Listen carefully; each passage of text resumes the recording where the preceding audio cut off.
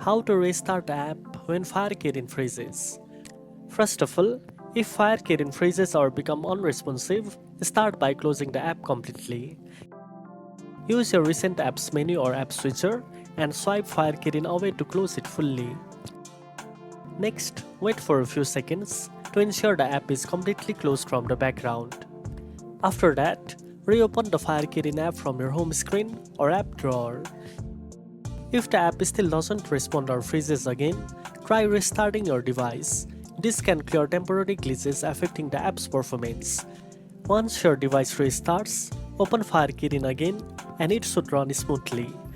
Restarting the app regularly helps prevent freezing issues and keeps your gameplay uninterrupted. Now you know how to restart the app when Fire Kirin freezes. If you found this video helpful, don't forget to like, share and subscribe for more gaming tips.